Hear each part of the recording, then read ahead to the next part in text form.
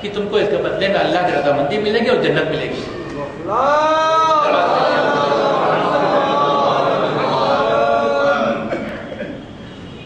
تم کو اللہ کی رضامندی ملے گی اور جنت ملے گی. عبداللہ بن رواحہ نے کہا کہ بس سودا پکا ہو گیا, اب نہ آپ اپنے قول سے پھریں گے نہ آپ اپنے قول سے پھریں گے. چنانچہ بیعت ہوتی ہے. سب سے پہلے برا بن معمور میں جناب رسول اللہ کے ہاتھ میں بیعت کے, باقی سب نے. جب بیعت ہو گئی, میں آپ کو متوجہ کرنا چاہتا ہوں, جب بیعت ہو گئی تو اسد بن زرارہ نے اپنے ساتھیوں کو مخاطب کر کے کہا کہ بھائیوں, تم نے اس قول و قرار کے معنی سمجھ لیے ہیں. اس کے معنی یہ ہے کہ ہم کو ساری دنیا سے جنگ کے لیے تیار رہنا ہوگا.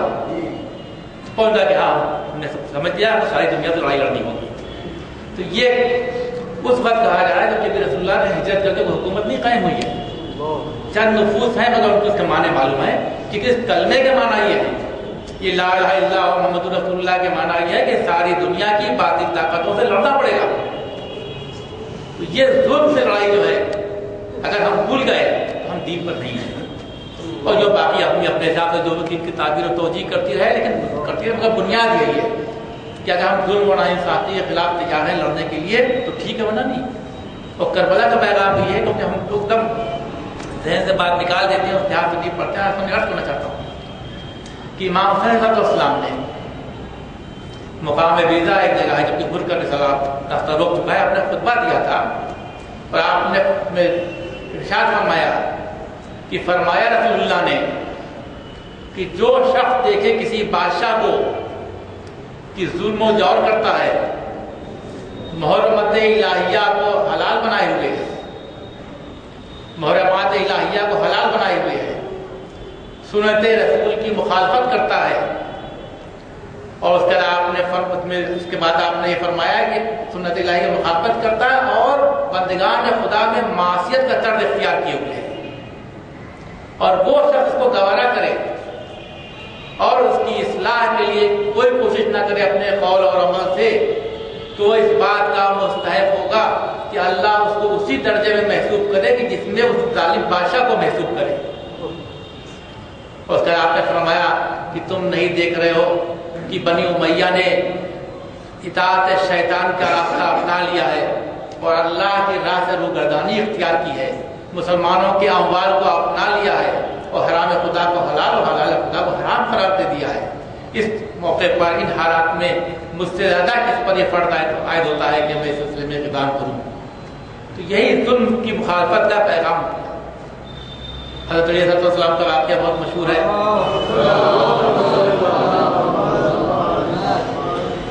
جنگ صفین کے موقع پر آپ حضرات جانتے ہیں کہ دونوں جو مسلمانوں کے لشکر ہیں, تو معاویہ کی فوج کا ایک شخص, شام کا ایک آدمی باہر نکل کے کہتا ہے کہ علی کہاں ہے, علی کہاں ہے, مجھے ان سے بات کرنی ہے. حضرت علیہ السلام باہر نکل کے اس کے سامنے آتے ہیں اور پوچھتے ہیں کیا بات ہے. وہ کہتا ہے ابو الحسن, تمہاری بے شمار فضیلتیں ہیں, تم عراق واپس چلے جاؤ, ہم لوگ شام چلے جاتے ہیں, جو اللہ چاہے گا کرے گا. یہ اس نے مطلب تھا کہ نہ بھائی آپ وہاں رات رہیے, ہم یہاں رہیں گے. اس وقت حضرت علیہ السلام نے فرمایا انا مقالتک ھذہ شقۃ علی الناس ولکن اللہ یبا یاتی فی الارض واولیاءہ مسکون. آپ نے فرمایا کہ بے شک جو تم نے گفتگو کی ہے وہ لوگوں کی ہمدردی اور خیر خواہی پر مبنی ہے, لیکن اللہ اس بات سے منع فرماتا ہے کہ اس کی سرزمین پر سرکشی اور ظلم ہو اور اس کے اولیاء, اس کے دوست خاموش رہیں. اس کا آپ فرماتے آگے کہ انی صابر علی السیوف ولا اصبر علی الاغلال. آپ فرماتے ہیں کہ میں تلواروں پر تو صبر کر لوں گا لیکن میں زنجیروں پر صبر نہیں کر سکتا. تو یہ ظلم اور یہ زنجیریں یہ دو طرح کی ہوتی ہیں. ایک زنجیریں وہ ہیں اوپر سے زبردستی ظلم کیا جا رہا ہے, تشدد کیا جا رہا ہے, لوگوں کی زبانوں کو بند کر دیا جائے. اور ایک زنجیریں وہ ہیں جو انسان کے پر ذہنی غلامی کی زنجیریں لا دی جاتی ہیں. جن زنجیروں میں جھنکار نہیں ہوتی, یعنی انسان کی فکر کو قید کر لیا جاتا ہے, اس کے سوچنے کے طریقے کو قید کر لیا جاتا ہے. اب وہ صحیح بات سوچ ہی نہیں سکتا, जिन लोगों ने उसको ज़हनी तौर पर गुलाम बना रखा है, उसी पॉलिसी, उसी फिक्र और उसी आइडियोलॉजी को वो लोग अपनाए रहते हैं, कभी मुतवज्जे नहीं होते। तो हमारी जिम्मेदारी ये है कि हमको दोनों तरह के जुल्मों को पहचानना है, बता लें लोगों के सामने सही पैगाम आए। हर फिरके में ये ज़हनी गुलामी की जंजीरें पड़ी हुई हैं मुसलमानों को, और हर शख्स को समझा दिया गया है कि तुम जिस फिरके में बस वही हक पर है, वही जन्नत में जाएगा। 73 फिरकों में तुम्हारा फिरका जो है वो नाजी जन्नती है, बाकी सब जो जहन्नम है। कुरान ये कहता है कि जिन लोगों ने दीन में तफरका कर लिया और ग्रोह हो गए, रसूल तुम नाम से कोई ताल्लुक नहीं। कुरान ये कहता है कि जो लोग इस्लाम के अलावा किसी और दीन को चाहेंगे तो उनका कोई भी अमल कबूल नहीं होगा। आज हमसे पूछा था आपका मजहब क्या है, तो हम अपने फिरके का नाम लेते हैं, इस्लाम का नाम नहीं लेते। तो ये जो ज़हनी गुलामी की हालत हो गई है, ये इस्लाम इसको मिटाने आया था। आज बनाम इस्लाम ये चीज़ राइज हो गई है।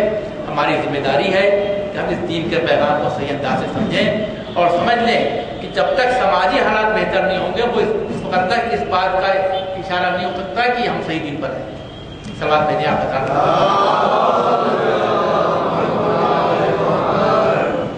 मैंने अभी हिजरत का तज़किरा किया। सन 5 नबी रसूलुल्लाह के बेसत के 5वें साल कुछ मुसलमान हिजरत कर हबशा गए थे, और चंद महीनों के बाद उनको खबर ये मिली कि फिर मुसालियत हो गई है, कुफार मक्का में मुसलमानों में वापस आ गए थे लोग मक्का।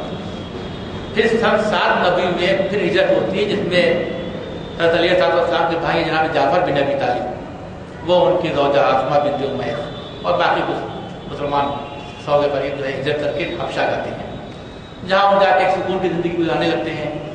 उनको वहाँ मज़ालिम से, जो कुरैश के मज़ालिम थे, उनको छुटकारा मिल जाता है, उनको सुकून मिला, आराम मिला, उनको तिजारत बना करके वहाँ पेट पालने लगे। लेकिन जो कुफार मक्का थे उनको ये चीज़ पसंद नहीं आई। चुनांचे लोग ने 2 आदमियों को, अम्र इब्न आस और अब्दुल्लाह इब्न अबी रबी, इनको तोहफे और तोहफ़ दे करके भेजते हैं कि जाके वहाँ के बादशाह के सामने पेश करो और उनको किसी सूरत से लेके लोग आ जाओ। चुनांचे ये लोग मक्का के यहाँ ही जाते हैं वहाँ, और जाकर के नजाशी बादशाह से कहते हैं कि हमारे यहाँ के जो शरीर लोग भाग कर आपके मुल्क में आ गए हैं, उनको आप हमारे हवाले कर दीजिए ताकि हम उनको सजा दे सकें। तो वो शख्स अजब जुमला कहता है, वो ये कहता है कि जब तक हम दूसरे फरीक की बात ना सुन लें फैसला नहीं कर सकते। देखिए वो शख्स अभी जो इस्लाम के दायरे में आया, एक उसूल वो पेश करता है जो कि आज भी सारी दुनिया में माना जाता है कि जिसके खिलाफ आप फैसला दे रहे हैं, जिसको आप बुरा करें, तो सुनवाई का मौका दे दीजिए। तो कहता है जब तक हम दूसरे फरीक की बात ना सुने। चुनांचे भिजवाता है लोग, जमात को बुला के लाओ। ये जनाब जाफर बिन अबी तालिब ये उस जमात के साथ पहुँचते हैं। नजाशी पूछता है कि तुम्हारा क्या अकीदा है, क्या है, और तुम्हारे कौम वाले तुम्हारे मुखालिफ क्यों हैं। तो वो तकरीर की है जनाब जाफर बिन अबी तालिब ने, तो आपको बताया नहीं कि वो क्या चीज़ पेश करते हैं दीन के सिलसिले में, यानी समाजी हालत की तब्दीली को सामने रखते हैं। आप कहते हैं कि बादशाह, हमारे मुल्क के लोग जाहिल थे, मुर्दार खाते थे और बेहुदा बका करते थे, उनमें इंसानियत न थी। ये सच्ची हमदर्दी, मेहमानदारी और हमसाये के हुकूक से नाआशना थे। ये किसी कायदे और कानून के पाबंद नहीं थे। इन हालात में अल्लाह ताला ने अपने इंतहाई फज़ल व करम से हमने अपना एक रसूल भेजा, जिसकी अमानत व दयानत, सिद्क़ व सफ़ा, हसब व नसब और ज़ुहद व तक़वा से हम बखूबी वाकिफ़ थे। उसने हमें तौहीद की दावत दी और शिर्क और बुत परस्ती की गुमराही से निकाला। उसने हमें सच बोलने, वायदा वफा करने, गुनाहों से बचने, नमाज पढ़ने और रोज़ा रखने की तलकीन फरमाई। इस हमारा कसूर यह है कि हम अल्लाह के उस सच्चे नबी पर ईमान लाए हैं। इस जुर्म में हमारी कौम हम पर सख्ती और तशद्दुद करने पर तुल गई है। हमारी कौम वाले चाहते हैं कि हम लकड़ी, पत्थर और मिट्टी के बने हुए बुतों की परस्तिश करने लगें और उस खुदाए वहदहू ला शरीक की परस्तिश को तर्क कर दें। ए बादशाह, हमने अपनी कौम के जुल्म और जौर से बचने के लिए आपके मुल्क में पनाह ली है। इसका असर बन नजाशी बादशाह का, उसने कहा कि तुम्हारे पैगंबर पर जो अल्लाह का कलाम आया कुछ सुनाओ।